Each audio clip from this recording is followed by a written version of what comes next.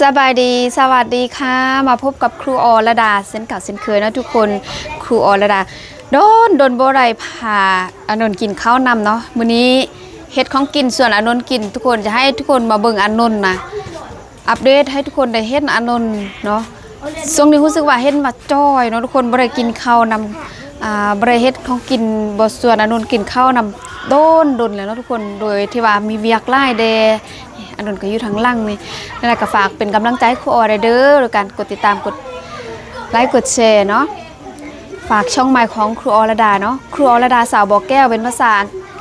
ษาไทยเนาะทุกคนฝากกดติดตามให้ครูออเด้อเนาะมากินข้าวนำอนนท์เด้อทุกคนสบายดีและสวัสดีครับ สบายดีและสวัสดีครับสบายดีสวัสดีครับ สบายดีและสวัสดีครับ คือเก่าบ่ต้องว่าและสอนอันนี้ทุกคนขอโทษนำเด้อเพราะว่าสอนอยู่นอกกล้องเนาะกับสอนแล้วแต่ว่ายังบ่จื้อคิดว่าสอนอยู่ท้ายแล้วก็สอนไปนำสิจื้ออยู่บ่เนาะสบายดี สบายดี สวัสดีค่ะ สวัสดีครับ สวัสดีครับ สวัสดีครับ ลองมาใหม่เบิ่ง สบายดี สวัสดีครับ เวลาถ่ายคลิปน่ะเบิ่งกล้องอยู่ไสกล้องอยู่ไส อยู่น่ะ นี่อยู่ทางนี้ว่าต้องเบิ่งบ่อนอื่นโอ้นี่ทุกคนเบิ่งอานนท์เป็นอะไรอยู่ในคลิปนี้รู้สึกว่ายังตุยน้อยนึงเนาะทุกคนแต่ตัวจริงน่ะจ้อยเดี๋ยวนี้ครูอ้อยยำสลัดส่วนอานนท์กินกำลังสิกินที่จริงอานนท์กินข้าวแล้วเนาะเพราะว่าทางแม่ครัวเพิ่นแต่งกินให้อานนท์กินแล้วแต่ครูอ้อยยังบ่ได้กินก็เลย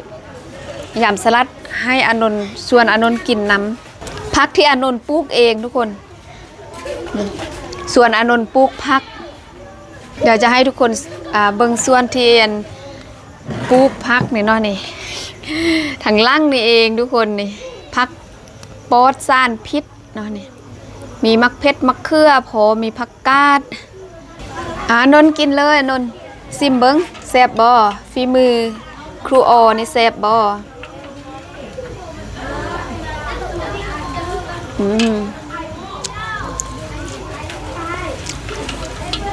แซ่บปะแซ่บไม่ต้องฟื้นใจได้ แซ่บก็ว่าแซ่บเนาะนี่ทุกคนอันนี้ยำสลัดยังไล่อยู่กินให้มันหมด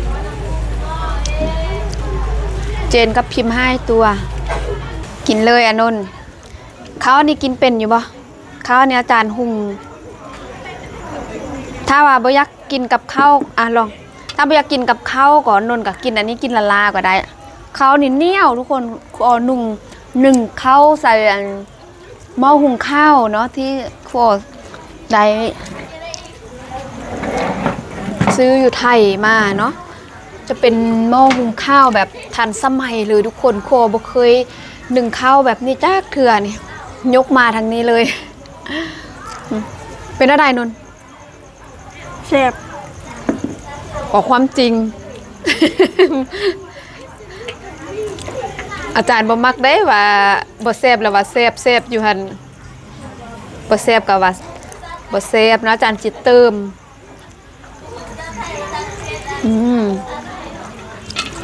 มาเลยทุกคนกินน้ำกัน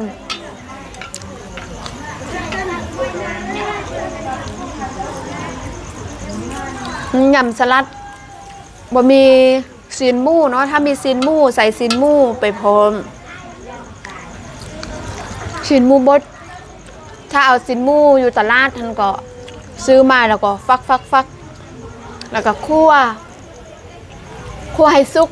แล้วก็มาใส่กับยำสลัดนี่แซ่บทุกคนใส่มักทั่วอันนี้ดำนี้ครูโอเพิ่มสไตล์แบบครูโอเนาะครูโอใส่มักงาดำงาข้าวไปพร้อมที่จริงคนลาวเขา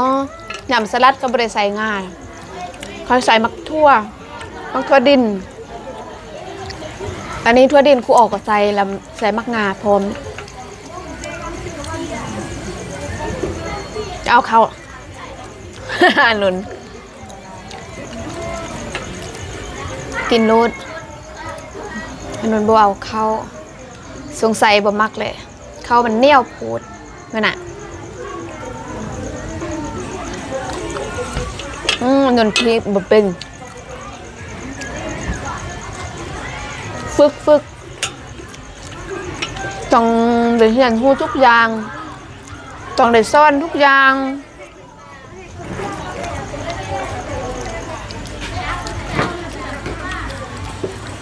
คิดฮอดแม่บ่นนบ่มีFC ฝากเงินให้อานนท์บ่มีเงินจ่ายอานนท์แม่ก็ให้ปะแม่บ่ให้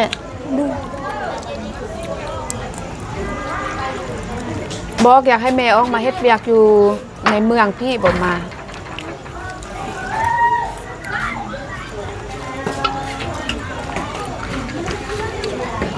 แม่ก็บ่มีเงินให้จะเป็นใดอดเอาตอนนั้นก็ยังแค้นนิดนึงมีผู้ใหญ่ใจบุญทางฝั่งไทยนะเพิ่นฝากเงินให้อานนท์ใส่2 เทื่อเนาะนนท์เนาะ2-3 เทื่อเนาะเทื่อละ500เนาะเทื่อละ500เทื่อละ1,000จ้องเทื่อ3 เทื่อเนาะ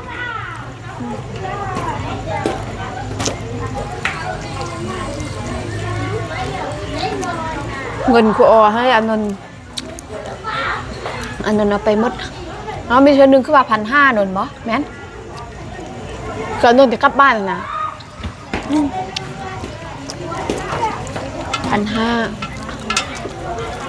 นี่แหละชีวิตอยู่หอพักตอนแรกนี่เขาเฮ็ดยังให้กินนนท์ แกงน้ำส้ม แกงน้ำส้มใส่ซีน เลย ใส่ซีนหยัง ชิ้นหมูชิ้นไก่หมู ปาดบ่ฮู้ฮอดซีนหมูซีนไก่บ่ฮู้เลยซีนหมูต่างซีนไก่ก็ต่าง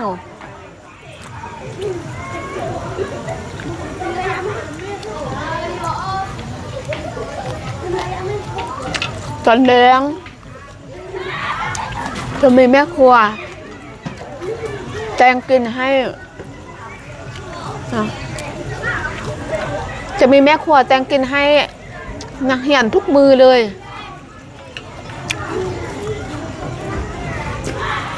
หนึ่งเขาแตงกินก็ถือว่าโชคดีอยู่จังสิบ่มีเงินก็ได้กินฟรีอยู่ฟรีเรียนฟรี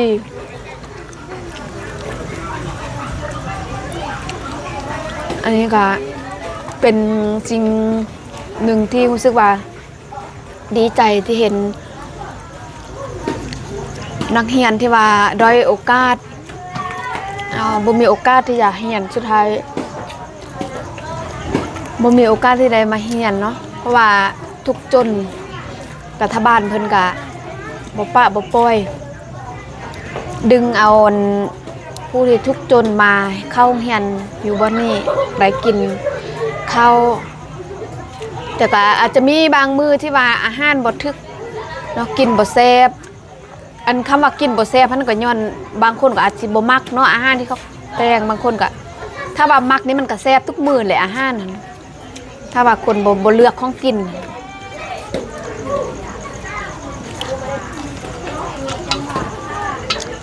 มีซีนทุกคาบเลย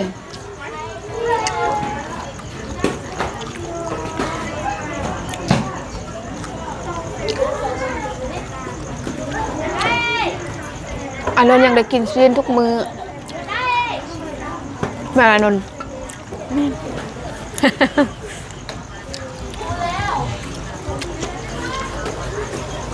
เดี๋ยวสอบเซ็งปีใหม่ยังบ่ได้กลับแล้วเนาะบ่แม่นเซ็งช่วงปีใหม่ลาวยังบ่ได้กลับบ้านแล้วเนาะน้องจะเอาเงินที่ใส่กลับบ่ต้องกลับอาจารย์ว่าอยู่นี่สิกลับเฮ็ดหยังตลอดตะเลยเดี๋ยวเซ็งพักเรียน1พักเรียน2แล้วปีใหม่แล้วนะอยู่ใน1ก็เซ็งแหละเซ็งแล้วก็ค่อยกลับเข้าใจอยู่นี่ถ้าว่ามีเวียกบางเทื่อเพิ่นเอิ้นไป พี่เวียก็ไปรับจ้างเวเงิน50-60 พันคดีแค่หนึ่งคดีเอามาไว้จ่ายทำจำเป็นเอาไว้ฮิปโฮมเอาไว้ใส่คารถกลับบ้าน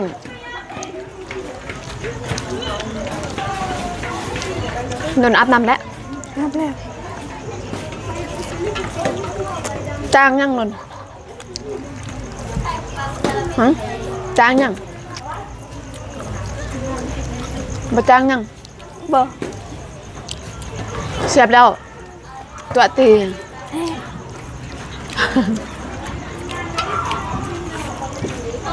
ทุกคน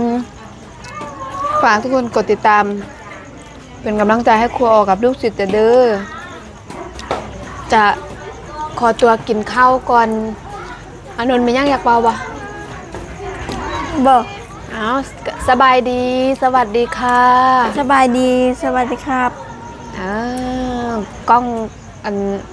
บ่เบิ่งกล้องนี่เบิ่งใส่หูแหละพบกันคลิปหน้าเด้อ